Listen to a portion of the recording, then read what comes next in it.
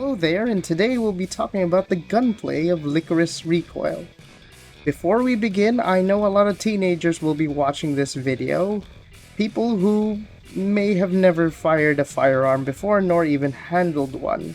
Let's begin with gun safety. Always treat a firearm with respect. Always treat it as if it's loaded until you cleared it yourself. Never point it at something you're not willing to destroy, and never put your finger on the trigger until you're about to fire. Got that? Let's get started.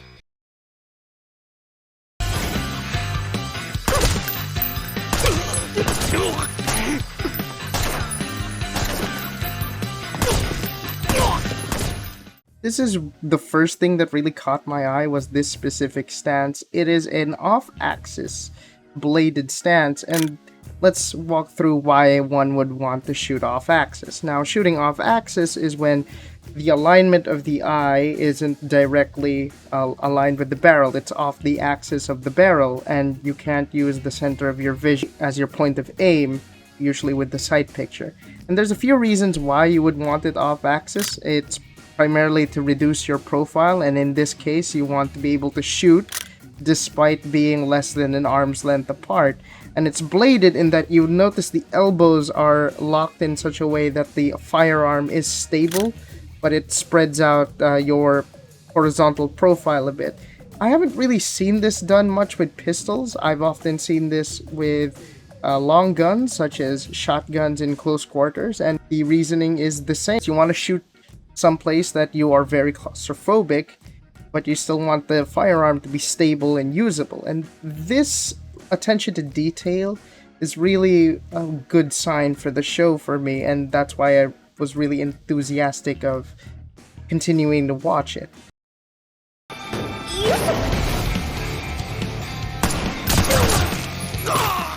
This stance is really something special. It shows that whoever's running the show knows a thing or two about firearms and how to handle them.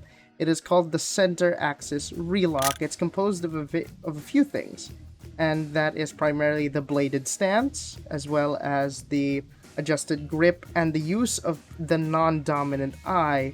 And a lot of people have come up to me and asked, like, why use your non-dominant eye? Isn't it a bit more difficult? Aren't you seeing too? Well, you really need the depth of field, especially when it comes to using firearm and judging where your shots land. And this center axis relock, or CAR as it's often called, is tailor-made for close quarters combat. And as we can see, as the show progresses, that Chisato is really, really confident in its use. And it's really tailor-made for engaging targets up to 10 to 15 meters. And she actually shows later on in the show that if you extend your arms while in CQC, you can pay very, very grave consequences for it.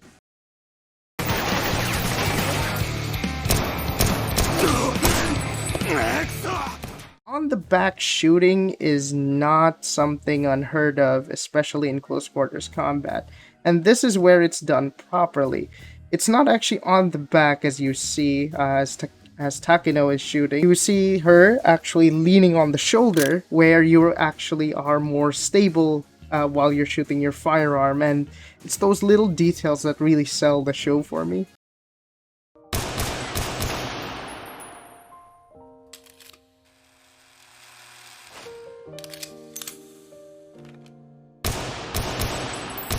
Here we have the tournament shooter's best friend, and what stance that a beginner is often taught in, the Isosceles Stance. Isosceles standing for the flat triangle shape of your legs as you form this stance. And this is a really stable side-to-side stance that is meant for long-range shooting, and I'll go into later why I think that's important in terms of not just how the guns are carried, but also how they are reflective of the personality of the shooter. Now, the Isosceles stance is rather straightforward. You have your arms extended, you have your triangle-shaped base, and it's really meant for accurate shooting at various ranges except for close quarters, as you'll see later on. these stances and how they're portrayed with the specific characters are really something of a treat for me, because it shows you the various personalities that they show, it shows that Chisato is a lot more comfortable in close quarters and is a lot more practical in terms of shooting, while someone like Takina's background is more of a tournament or match style shooter that cares a lot more about accuracy and landing those hits. They say again and again in the show that they're confident in their shooting, and that's actually somewhat of a detriment when it comes to CQC, as Chisato has shown time and time again.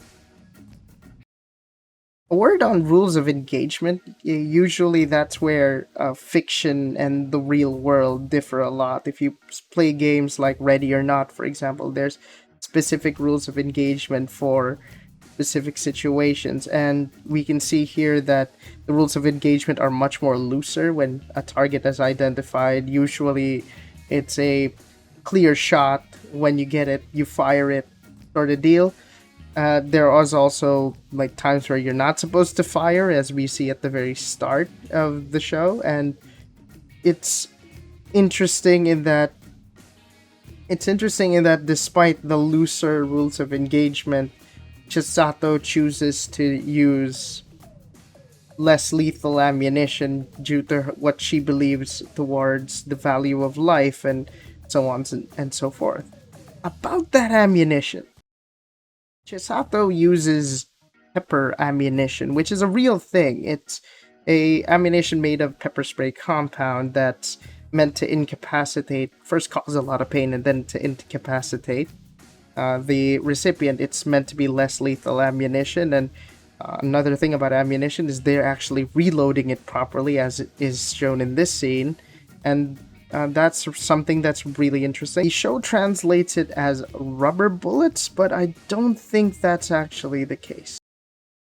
And we've made it to the end of the video. Thank you so much for watching. Please make a sacrifice to the algorithm by liking and subscribing, or disliking, but you can still subscribe if you want to dislike more of my videos. This video took a lot of time to make, mostly because my editing software is over 10 years old and it needs specific formats to make it usable. You can hear the fans.